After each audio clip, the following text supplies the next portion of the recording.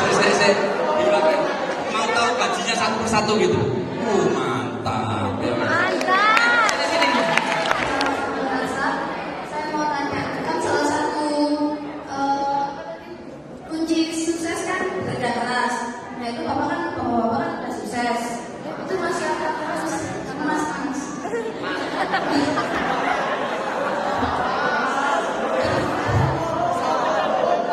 Masih akan terus bekerja berusaha keras sama udah menjalani maksudnya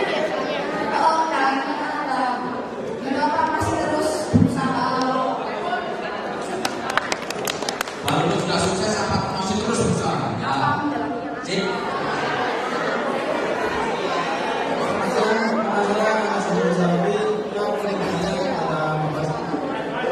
Saat berusaha keras itu mencapai mimpi yang tinggi itu apa pernah merasa gagal dan balik lagi? Masih ya, masih. Silakan, monggo. Tadi gaji saya kan udah tahu ya.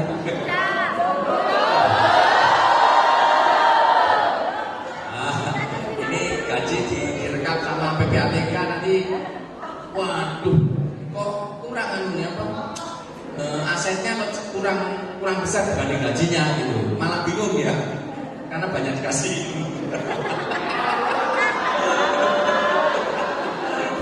Ya udah, tadi ini kalau gaji direktur semen Indonesia itu kurang lebih 150 juta per bulan.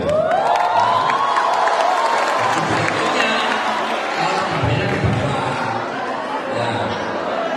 Kemudian lain-lain nanti itu yang tergantung performa. Namanya tansian itu tahunan. Cek pengen ngapain kan ya? Kalau kita berhasil mengelola perusahaan, tansian itu bisa di atasnya 5 miliar per tahun. Kalau berhasil, itu aja lah. Usah terlalu mobil.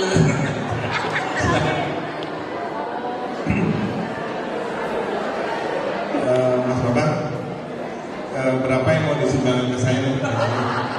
Oke, tadi siapa yang nanya ya? Namanya siapa? Oke. Tolong jawab pertanyaan saya dulu.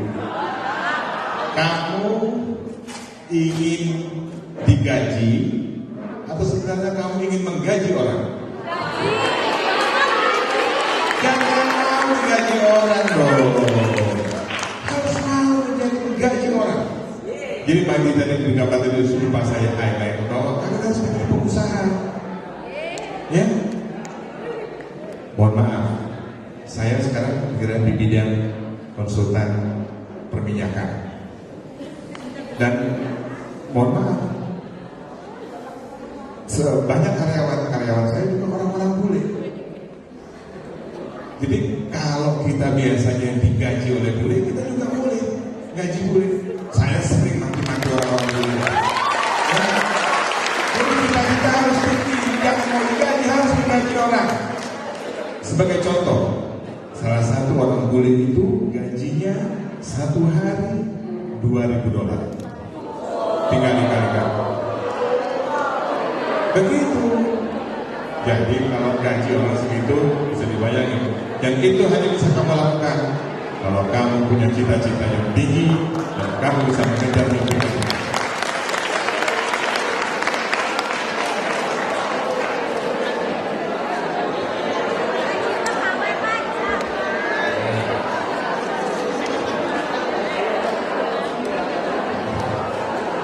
Ya, jadi tadi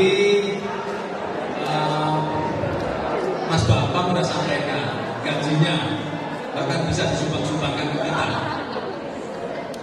Kemudian tadi Mas Didin sudah sampaikan dia lebih memilih menggaji orang daripada digaji. Saya terakhir digaji itu tahun 2004.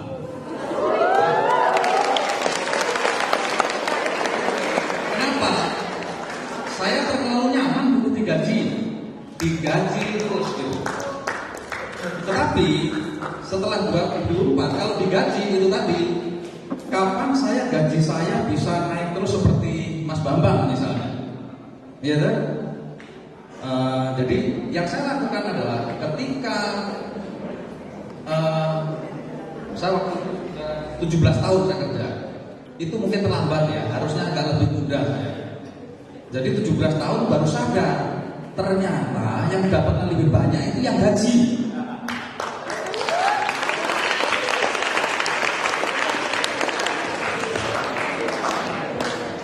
Ya, jadi kalau misalnya Semen Indonesia katakanlah bisa menggaji Mas Bambang sebesar itu, maka negara atau Semen Indonesia ini dapatnya jauh lebih banyak daripada yang diterima Mas Bambang. Saya nunggu 17 tahun untuk punya keberanian menggaji orang. Sebelumnya saya enak aja terima gaji tiap bulan gitu ya, ikut naik gitu kan, dapat bonus, dapat macam-macam. Tapi kemudian saya sadar ternyata yang gaji saya tadi, yang memberi bonus ke saya, dapatnya jauh lebih besar daripada yang digaji. Makanya saya sama Mas Didit, kebetulan ya mungkin Mas Didit lebih cepat mau memilih itu waktu itu ya. Saya belakangan, saya baru 17 tahun sadar bahwa ternyata menggaji itu jauh lebih enak daripada yang digaji. Ya. Nah itu pilihan.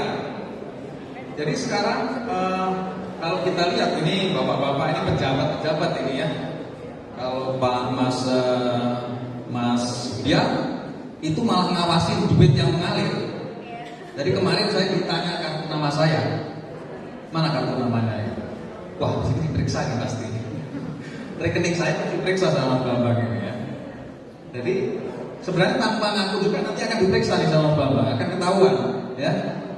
Nah, kebetulan saya sama Mas Didit memilih untuk itu. Ya, jadi kira-kira tahun 2004 saya sudah memutuskan itu. Tapi ternyata setelah saya pikir-pikir, kenapa baru 2004? Kenapa nggak lebih awal saja? Ya, nah itu pilihan. Jadi pilihan bagi kita. Jadi kalau kita ngomong berapa yang saya dapat, yaitu berapa yang dihasilkan oleh perusahaan. Jadi semakin besar perusahaan itu, maka yang kita dapat akan semakin besar. Sementara kalau gaji, ya seikhlasnya yang gaji, ya kan? Jadi yang gaji itu harus ikhlas, nggak boleh nggak ikhlas, ya kan? Yang gaji harus ikhlas. Ya, jadi itu yang bisa saya sampaikan. Karena saya ukurannya bukan kalau 15 tahun, tahun 2004 saya memang harus digaji. Tapi sudah cukup lama ini saya harus menggaji orang, menteri karyawan. Ya, itu mungkin yang bisa saya sampaikan. Saya memilih itu meskipun terlambat.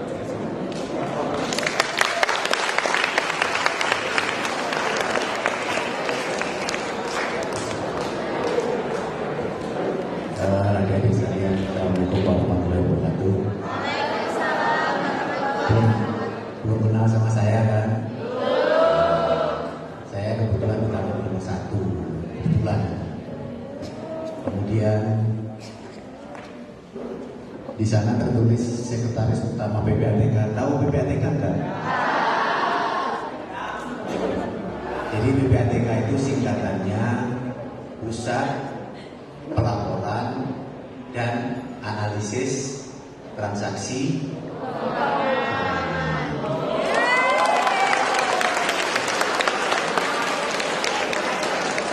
Jadi kalau kalian punya rekening di bank, kemudian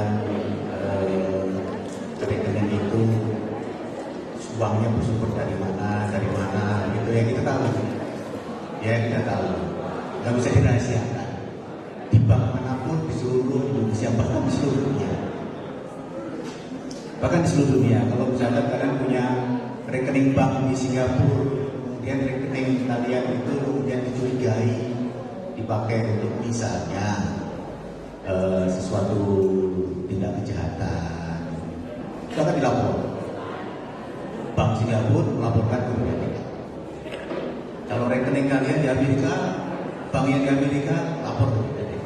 Jadi tidak ada rahasia untuk PPATK, ya, tidak ada rahasia. Tapi rahasia yang dipegang PPATK itu rahasia yang harus dijaga. Kalau sampai bocor, taruhannya dipidana, hukum. Jadi nggak usah khawatir, ya. Artinya kalau kalian siapapun bersih, ya, tidak perlu risih, ya, tidak perlu takut kalau akan diperiksa. Jadi ada satu profil, ya, profil seseorang. Profil seseorang itu misalkan Mas Bambang, Mas Didi, Mas Anda. Mas Bambang gajinya 300 juta, Mas Didi 400 juta tiap bulan, dan Mas Anda 500 juta. Itu tiap bulan. Itu profilnya, ya kan? Ketika pada suatu saat 5 bulan kemudian ada masuk 1 miliar, nah itu dicurigai, itu duit dari mana? Ya, duit dari mana? Dilaporkan oleh banknya, ini tidak sesuai dengan profilnya.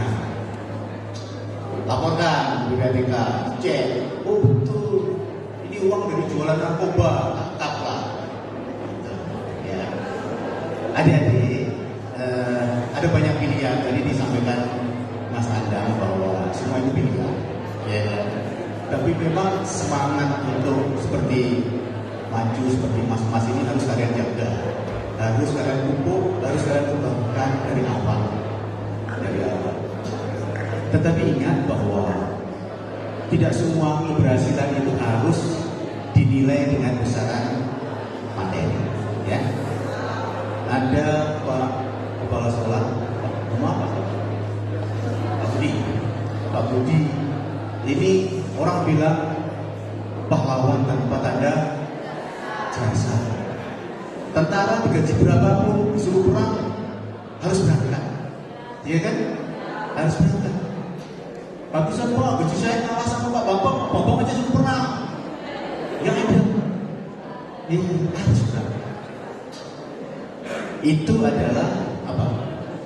Jiwa pengabdian kepada bangsa dan negara. Ini bagian dari pilihan yang bisa kalian pilih. Kalian dengan melakukan itu, menjadi itu, kalian akan puas, tercapai cita-citamu. Bangga ini bisa menjadi kebanggaan anak cucu kalian. Oh, nenekku, nenek ya, misalkan anak cucu kan, nenekku dulu jenderal kuat, pangkatnya mau jenderal, luar biasa. Dimana-mana disebut dicintai, aku punya nenek namanya V.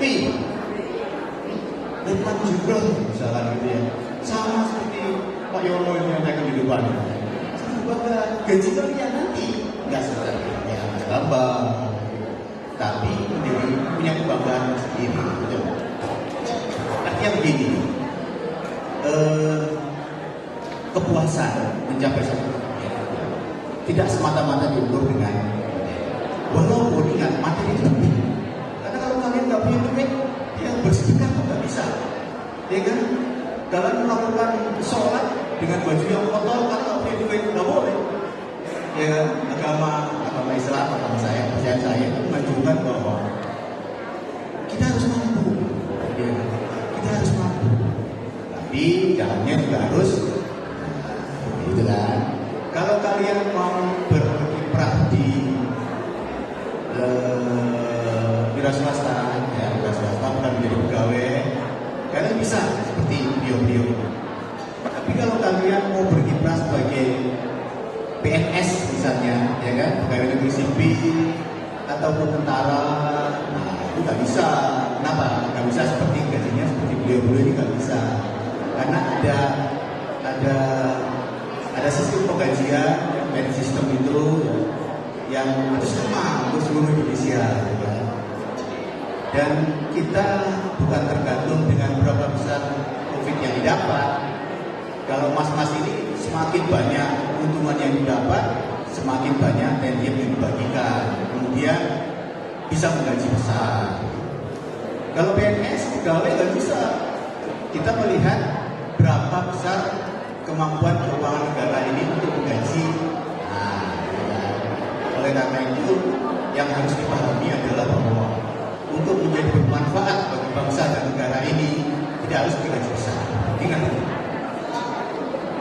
Mas, ya, sekretaris utama dalam jajaran PNS eselon 1 itu paling top dan nggak ada lagi.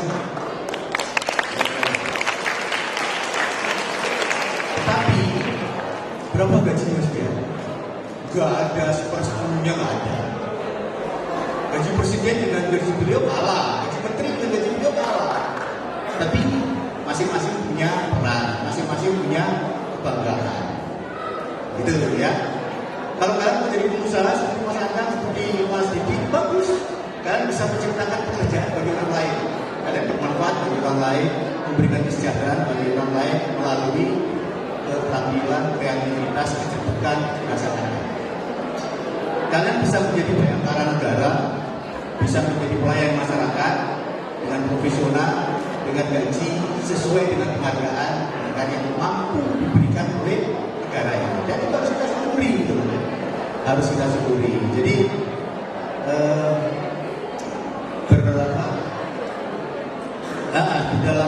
di dalam mengelola mindset kalian itu, yang penting arahkan ke sesuatu yang positif, ya. Kalian punya keinginan, kalian punya cita-cita, dan itu harus dicapai, harus dicapai. Kembalikan dulu pada diri sendiri, apa sih potensi kalian, apa kelemahan kalian, kemudian target kalian apa, strategi untuk mencapai itu apa. Yang penting kalian harus bertanggung jawab terhadap hasilnya. Kalau kalian nggak bertanggung jawab, udahlah segitu aja juga cukup, gitu kan. Ya sudah, itu dapatnya, gitu loh. Tapi kalau seperti Mas Bambang tadi, enggak, saya 10 tahun harus jadi direktur, itu yang didapat, ya kan? Dan berjuang keras. Kalau tak reset, itu ya sedikit lah, gitu lah.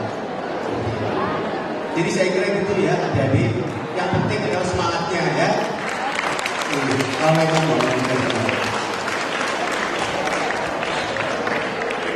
Mungkin tambahan dikit untuk pertanyaan yang berikutnya ya. Jadi baru menyangkut soal gaji ya.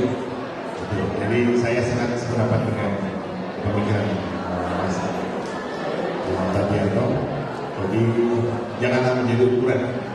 Ukuran yang paling bagus adalah seberapa besar kita bisa memberi manfaat buat orang lain. Insya Allah. Ya, tepuk tangan buat kita semua. Pertanyaan yang bagus sekali. Jadi aman. Oke. Kalau udah sukses, kita ya udah berhenti aja begitu ya. Nggak bisa. Ya. Kalau sudah sukses, apakah kemudian kita berhenti? Ya, kemudian pertanyaannya, apa yang menjadi ukuran sukses seseorang? Kalau Anda sudah tercapai menjadi tentara, baru masuk pangkatnya apa? Kalau ikut di Akabri, pangkatnya adalah Letnan 2. Sudah sukses? Belum.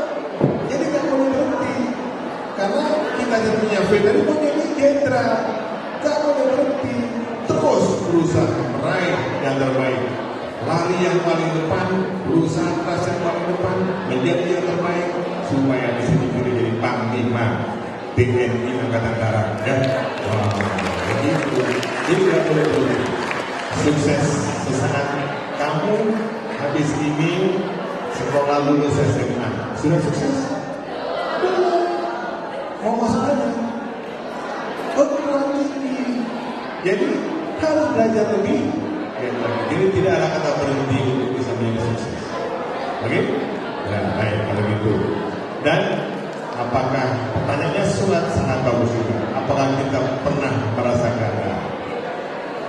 Tidak ada satupun orang di dunia, saya berani jamin, tidak ada satupun orang di dunia, hatta itu adalah suatu Rasulullah yang tidak pernah gagal. Semua orang pernah gagal. Tapi yang penting di balik kegagalan itu bagaimana kita menyikapi kegagalan kita. Kalau kita menganggap bahwa kegagalan itu adalah akhir segala-galanya, maka tamatlah riwayat kita. Ya, saya ulangi ya. Kalau kita menyikapi kegagalan kita sebagai akhir dari segala-galanya, maka tamatlah riwayat kita. Jadi, bagaimana kita mensikapi kegagalan? Kegagalan adalah kita pakai sebagai pelajaran yang paling baik, hikmah yang paling baik untuk meraih kesuksesan kita.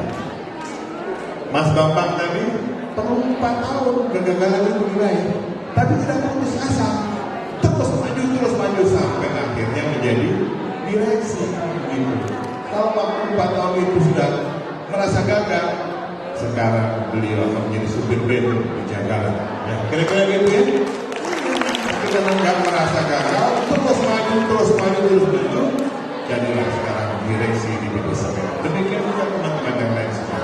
Kira-kira begitu ya. Itu kira-kira apa namanya yang bisa saya sampaikan. Monggo.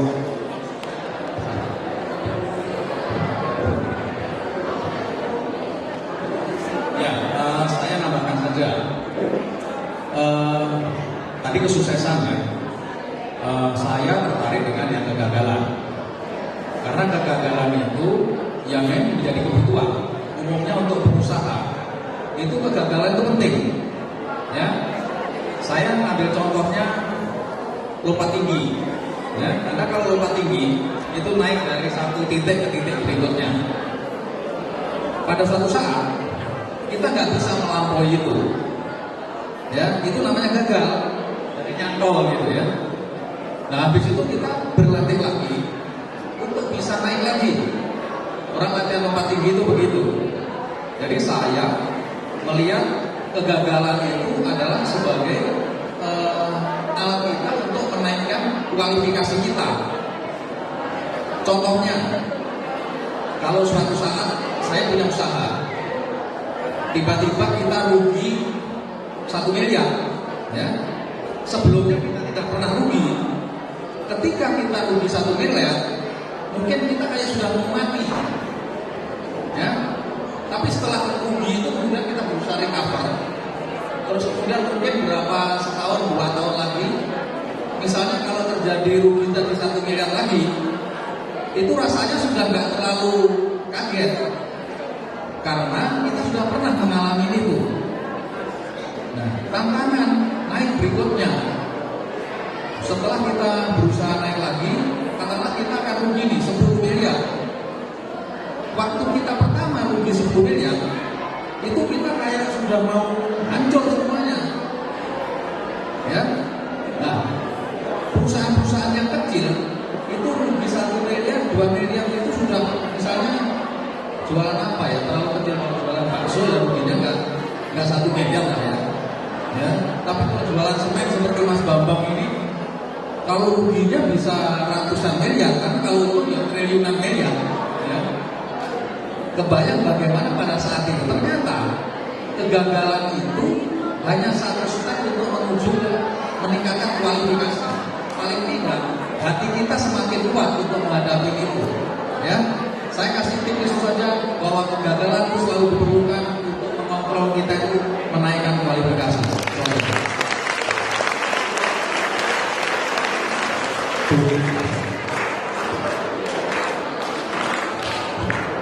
Baik, seluruh sesi acara motivasi hari ini sudah cukup sampai di sini. Aplaus untuk Mas Bambang, seluruh moderator kita. Berikutnya dalam penyerahan piagam dari Bapak Kepala Sekolah kepada Rumah saya di Kota Lampang di Maharto. Terus saya lewat Kupang itu jalan kaki ke sini. Kadang saya nggak keangkat kalau saya mau siang di sini. Pulangnya jalan kaki sama teman saya. Kalau diukur dengan jarak berapa kilometer dari rumah? 2 kilo. Sekarang mudah. Rumah saya di daerah masuk Ambar, berat sekali. Dia dikatakan akarnya stasiun.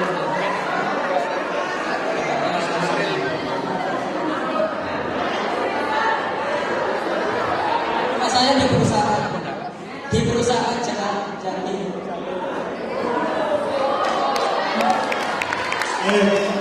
Adakah di antara kalian yang rumahnya jalannya lebih jauh dari bertiga ini?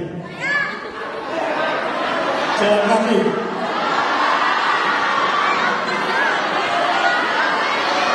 Dalam rangka membantu pemerintah untuk mengurangi subsidi BBM dan dalam rangka agar kepadatan lalu lintas di jalan raya kita semakin padat, maka saya menghargai anak-anak yang berangkat sekolah maupun pulang sekolah dengan jalan kaki. Selamat kepada kalian berdua.